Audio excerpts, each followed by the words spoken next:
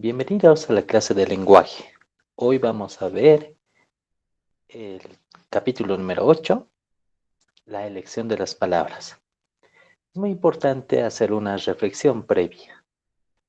Durante muchos años nosotros hemos aprendido lenguaje y al principio recordemos que siempre nos han instruido que cada palabra que nosotros queramos aprender tendríamos que revisar en un diccionario. Hoy muchos de nuestros jóvenes han perdido la costumbre de hacer la lectura del diccionario. Es decir, que escriben y se comunican con las palabras más usuales, más comunes, las más, vamos a decir, las que escuchan cotidianamente. Lamentablemente jamás hemos ampliado correctamente nuestro léxico y oportunamente hoy es el momento de poder hacer ese cambio. Este tema, por eso, de la autora que nos colabora con la elegancia del texto que estamos leyendo, nos hace la reflexión que el diccionario es el uso cotidiano de nuestro lenguaje. Si nosotros queremos utilizar palabras, hay muchos sinónimos, hay muchos antónimos que nos van a poder ayudar a poder mejorar nuestra estructura lingüística. Les invitamos por eso a que hagan siempre una lectura comprensiva y bueno, si no tienen alguna palabra, revisen el diccionario. El diccionario va a ser el arma fundamental para nuestra lengua y obviamente el español cotidianamente ha tenido varias modificaciones y nosotros hacemos ese llamado a que volvamos a establecer un lenguaje correcto. Y además, ustedes estudiantes que quieren postular a la carrera de Derecho y lo están haciendo en este curso, no olviden que después del lenguaje viene el lenguaje jurídico. Nosotros los abogados tenemos la utilización del lenguaje netamente jurídico para los casos, los procesos judiciales, desde la demanda, desde la respuesta a la demanda, desde las pruebas, los alegatos, desde la discusión, desde las conclusiones, hasta llegar a una sentencia. Todo lo que he dicho viene a constituir un lenguaje jurídico que tal vez muchas personas no conocen, pero van a tener que poder ampliar su vocabulario en esta área y de esa manera perfeccionar el sistema de conocimiento más profesional. Entonces, las palabras realmente son importantes para que nosotros nos podamos comunicar primero entre personas en un lenguaje común y después en la profesión vamos a perfeccionar aún más para poder comunicarnos a nivel de todos los profesionales de esa área. Y no solamente la abogacía, todas las profesiones tienen un lenguaje especial. Por ejemplo, el lenguaje de los médicos, el lenguaje aeronáutico, el lenguaje de los psicólogos, el lenguaje también de las carreras que tenemos en la universidad. Es por eso que esta clase es muy importante para todos ustedes y vamos a desarrollarla de acuerdo a las características más principales.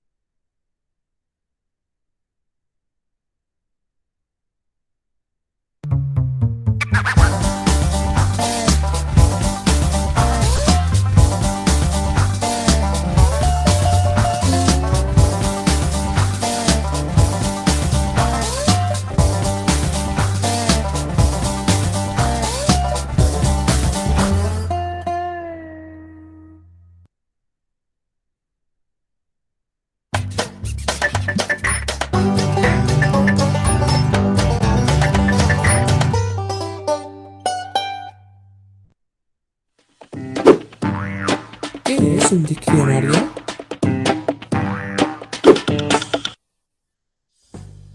Esto que tienes aquí es un diccionario. Un diccionario es un libro muy voluminoso que tiene muchas hojas. Los diccionarios son libros que contienen casi todas las palabras que usamos cuando hablamos o escribimos en una lengua. Existen diccionarios para muchos idiomas. Diccionarios de español, de inglés, de chino, de francés.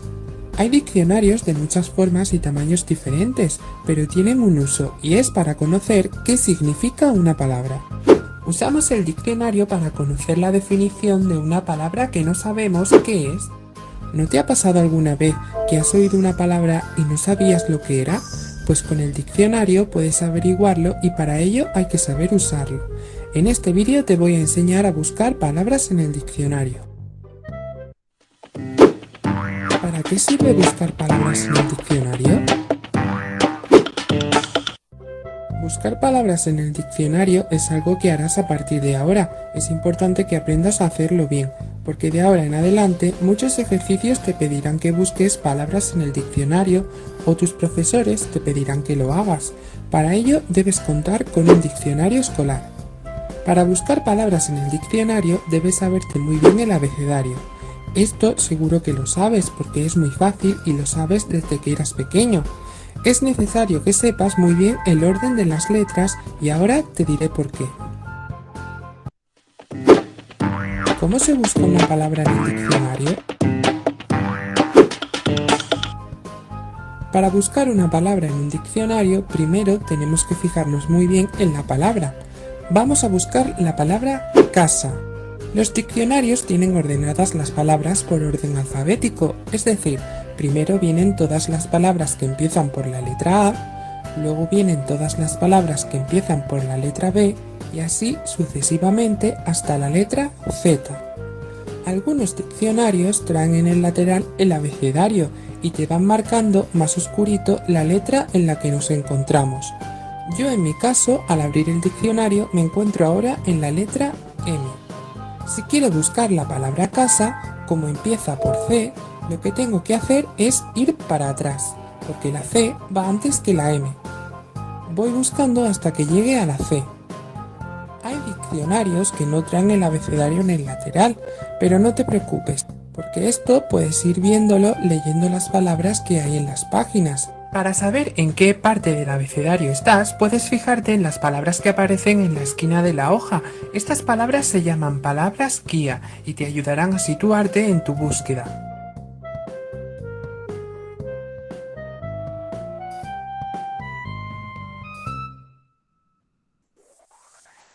Una vez estés en la letra por la que comienza nuestra palabra, es momento de empezar la búsqueda. Ya hemos localizado la C. Ahora nos vamos a fijar en la segunda letra de nuestra palabra. En este caso es la A. Vamos a ir buscando en la lista de palabras hasta que encontremos la primera palabra escrita con K. Si te acuerdas, te dije que las palabras vienen ordenadas en el diccionario por orden alfabético.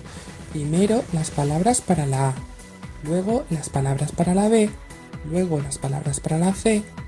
Pues bien, dentro de cada letra, a su vez, las palabras van ordenadas por orden alfabético también.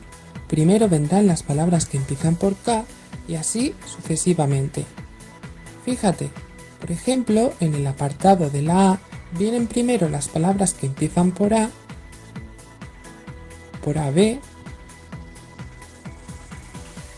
luego por AC y así hasta terminar. Volvemos al diccionario y vamos a buscar la palabra casa. Ya estoy en las palabras que empiezan por K y ahora debo buscar aquellas palabras que empiezan por cas. Cartón, cartuchera, cartucho, cartuja, cartujo, cartulina, casa. Aquí está la palabra casa. ¿Qué encontramos en cada palabra? Una vez hayamos encontrado la palabra, verás algo como esto. Si te fijas, la palabra casa está marcada en negrita. Esto nos ayuda a encontrar mejor la palabra. Después, en cursiva, tienes una abreviatura. Las abreviaturas nos van a dar información sobre el tipo de palabra que es. Tienes que conocerlas muy bien. Cuando aparece una S nos indica que es un sustantivo. Si va acompañado de una F es que es un sustantivo femenino. Y si la S va acompañada de una M es un sustantivo masculino. En nuestro caso es un sustantivo femenino. Otras abreviaturas que puedes encontrar son la V, que significa verbo, prep, que significa preposición, pron, que significa pronombre, adj, que significa adjetivo, y ad, que significa adverbio. Algunas veces vas a encontrar que una palabra tiene varias definiciones y que cada una está numerada. Por ejemplo, la palabra casa tiene varias definiciones. En ese caso deberás tomar la que más se adecue al ejercicio o la actividad que estés haciendo. Al principio te resultará un poco complicado buscar palabras en el diccionario, pero practicando cada vez irás más rápido.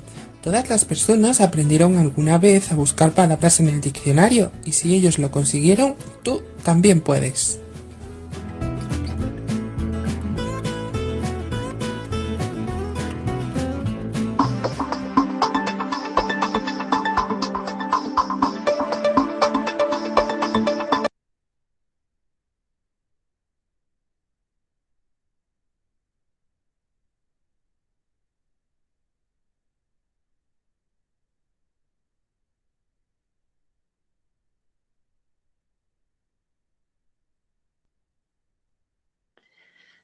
Entonces es necesario ahora analizar lo que está en el texto de la profesora María Teresa Serafini, titulado ¿Cómo se escribe? En el tema de la elección de las palabras, nuestra autora nos indica lo siguiente, que no es del todo cierto que, como decía Catón, y recoge el variado castellano, lo que bien se entiende bien se expresa, con palabras que acuden con presteza. La producción del texto no es automática. Una vez decididos los temas y la estructura del escrito, falta todavía un largo y arduo trabajo sobre las palabras, que contribuye, por otra parte, a aclarar más nuestras ideas. Una lengua eficaz es, por lo general, una conquista fatigosa, fruto de varias reescrituras. Incluso los grandes escritores llegan al redactado final después de tachar palabras inútiles, simplificar periodos, sustituir vocablos por otros más adecuados. Una buena elección de las palabras es determinante para el éxito del texto. El léxico habrá de ser preciso, variado y adecuado a nuestro tema, al tipo de escrito y a los lectores, ¿no? Es por eso que en este capítulo, para poder elegir las palabras, necesariamente tenemos que acudir al diccionario. Y en el video hemos visto cómo está ordenado y prácticamente va a ser nuestra herramienta principal. El diccionario viene a contener todas las palabras en un idioma y ese idioma es conocido y es aplicado de forma más precisa de acuerdo a la palabra correcta o a la palabra más precisa o a la palabra que se puede entender mejor de acuerdo a lo que queremos decir en un texto. Los diccionarios nos ayudan a resolver dudas y suministrar sugerencias cuando se escribe, ¿no? Nos sirve para controlar la ortografía, nos sirve para comprobar la conjugación de los verbos y la formación del plural y del femenino de nombres y adjetivos, nos sirve para buscar el significado de una palabra y sus sinónimos, el comprobar el uso correcto de las palabras y conocer las expresiones idiomáticas. Conocer el contexto de la utilización de un vocablo, por ejemplo, si un término de jerga o literario, ¿no? También los diccionarios existentes difieren en el número de entradas, voces definidas, los neologismos, las palabras extranjeras y de arcaísmos, ¿no? Hay que estar muy al pendiente de lo que nosotros queremos establecer en un idioma y además en diccionarios. También tenemos los diccionarios etimológicos. En lugar de definir el significado de las palabras, registran su historia, señalando las palabras y lenguas de las que derivan. Por ejemplo, latín, griego o árabe, ¿no? También tenemos diccionarios de términos especializados. Incluyen únicamente términos de áreas específicas que utilizan un léxico particular, como la economía, la medicina, la informática o el arte. También tenemos en estas abreviaciones, ¿sí? Los términos especializados más comunes que se puedan ver en el sector que pertenecen, por ejemplo, bot, que significa botánica, rel, punto, religión, lit, punto, literario, mus, punto, música, sol, punto, zoología, ¿no? Los diccionarios también de sinónimos enumeran para cada vocablo una serie de sinónimos, es decir, palabras con el mismo significado. Su empleo presenta algunas dificultades porque normalmente no indican el contexto de empleo de cada sinónimo. Por ejemplo, literario o familiar, ¿no? Tenemos también los diccionarios analógicos. Son parientes de los de sinónimos. Tampoco estos diccionarios incluyen definiciones, pero se diferencian de aquellos porque las palabras no aparecen en orden alfabético, sino reagrupadas en un orden lógico en función de su pertenencia a campos semánticos o a series o cadenas nomenclatorias de las normas para el uso del Thesaurus, Gran Sopena de Sinónimos y Asociación de Ideas. Diccionario Analógico de Lengua Española, Barcelona, Sopena 1984. Y aquí nos da el ejemplo. Calzado, tipos, zapato, zapatilla, esparín, bota. Partes, piel, piso, suela, tacón. Herramienta de zapatero, ojete, bastón, cordón, galga. Cuidado y limpieza, bota, betún, crema, cera. Adjetivos, abotinado, apuntaflado, achinelado, ¿no? Nos hace una explicación muy precisa. La elección de las palabras. Cuando se escribe, siempre es preciso tener presente el propio destinatario, es decir, el lector, y elegir palabras que les resulten conocidas, ¿no? A veces nosotros escribimos eh, muchos textos, tenemos varias conformaciones eh, de párrafos, de palabras que queremos decir, pero va para un público seleccionado. Ese público es el que va a leer y ese público es que debe entender correctamente.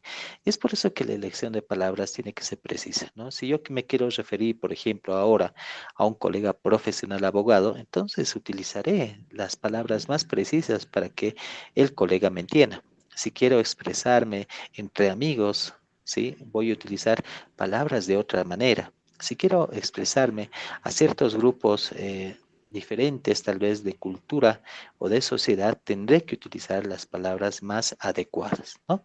Es por eso que la autora nos indica que hay diferentes formas de utilizar nuestro vocabulario básico, ¿no?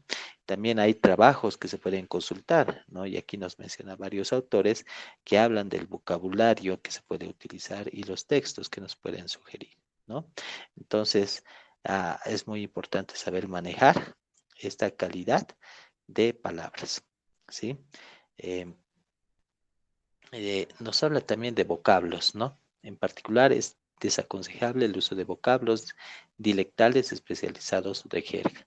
¿A qué se refiere esto, no es cierto? Hay vocablos de muchas sociedades que solamente entiende ese grupo, y bueno, prácticamente otros tal vez no lo van a poder entender. Por ejemplo, nosotros acá en la ciudad de La Paz hablamos de una manera muy particular, tenemos nuestra jerga, tenemos nuestra forma de comunicar. En cambio, en otros países también tienen esa forma de comunicarse, pero utilizan sus propios modismos, sus propias palabras, ¿no? Es por eso que hay que ver bien los vocablos ligados a áreas geográficas específicas, es decir, que las palabras del dialecto de una determinada zona no son por lo general comprensibles en un área distinta. Los vocablos también de léxicos especializados en el ámbito de determinados temas, actividades, trabajos o campos culturales se han desarrollado léxicos especializados. También los vocablos de jerga. Las jergas son lenguas especiales, verdaderas, antilenguas, que se desarrollan en contextos particulares, en oposición a las normas y a los valores de la sociedad común, ¿sí? ¿Cómo enriquecemos el propio vocabulario? Un patrimonio léxico amplio es el fruto de un trabajo paciente y metódico. Los niños aprenden espontáneamente las primeras palabras a través de la lengua hablada en la familia, pero la ampliación del vocabulario solo se consigue mediante un largo trato con textos escritos. Es decir, que la lectura va a ser punto fundamental para poder ampliar nuestro vocabulario y poder conocer mejor las palabras y obviamente mejorar nuestro sistema de comunicación. ¿Cómo evitar las repeticiones? En un texto escrito es una buena norma evitar la utilización de un mismo vocablo varias veces en lugares muy próximos. Los vocablos repetidos pueden sustituirse por sinónimos. ¿sí? Por ejemplo, en el texto, en un edificio de la calle Venezuela se produjo ayer una explosión. Los inquilinos fueron despertados al alba por un gran estruendo. Los inquilinos del edificio hubieron de ser evacuados, ¿no? Tenemos la repetición de edificio inquilinos y también siendo sinónimos como casa y habitantes. Entonces, podemos hacer lo siguiente. En un edificio de la calle Venezuela se produjo ayer una explosión. Los inquilinos fueron despertados al alba por un gran estruendo. Los habitantes de la casa hubieron de ser evacuados, ¿no?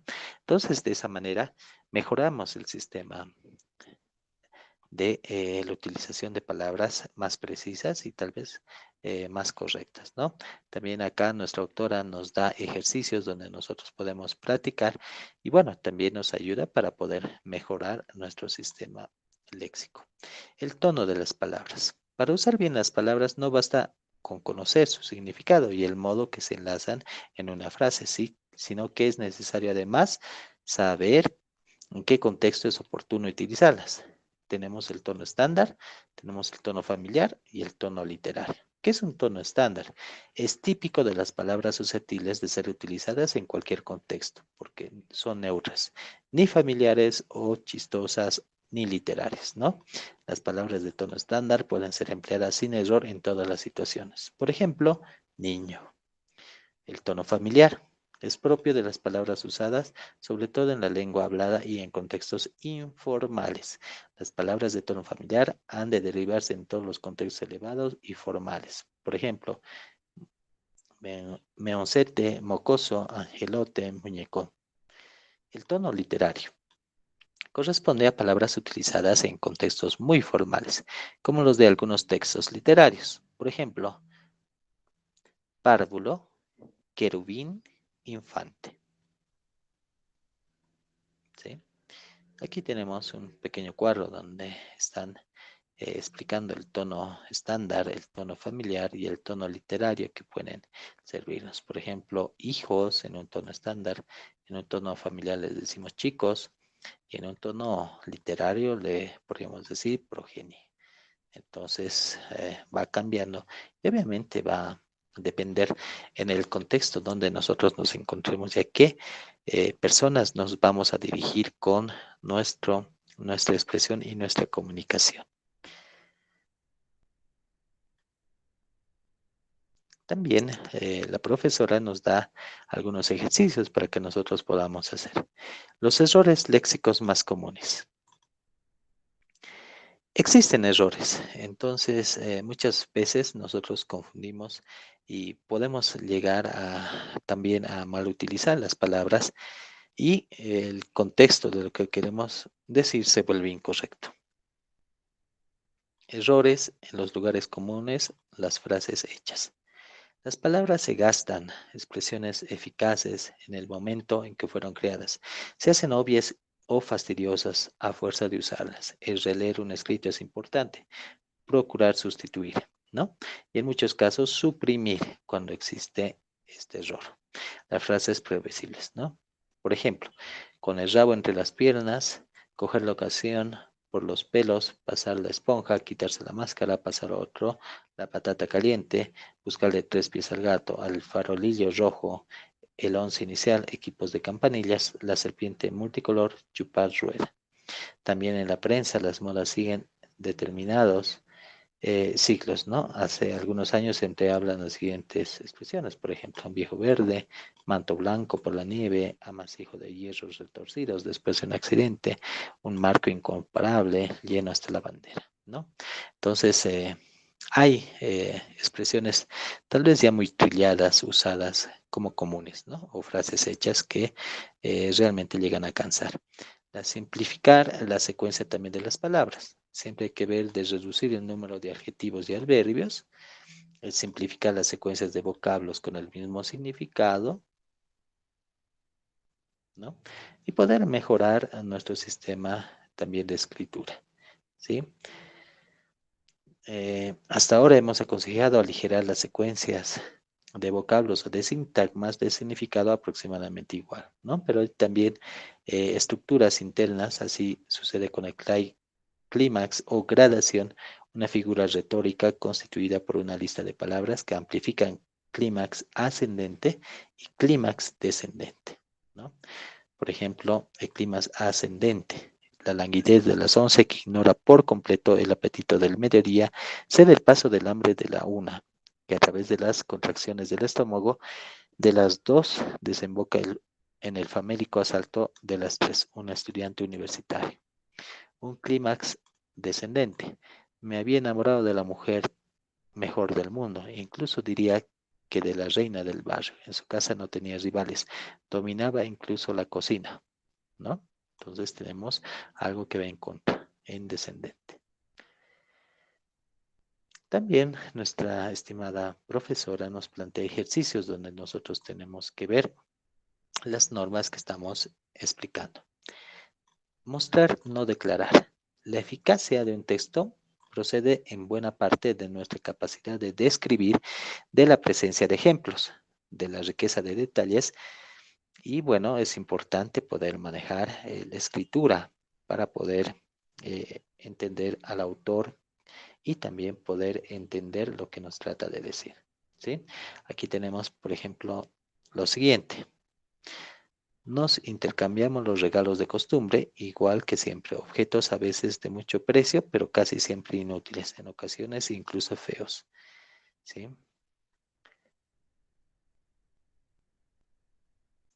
También nos plantean varios ejercicios para que nosotros podamos leer y poder entender.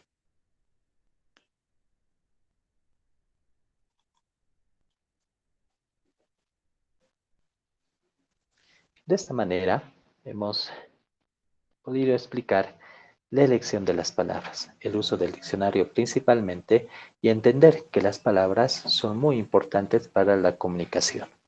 La escritura nos ayuda mucho de estas palabras, ya que nos comunicamos de forma más eficiente. Y no olvidemos que el diccionario es la mejor herramienta para conocer más palabras. La lectura ayuda sobremanera para entender mejor y aprender nuevos términos.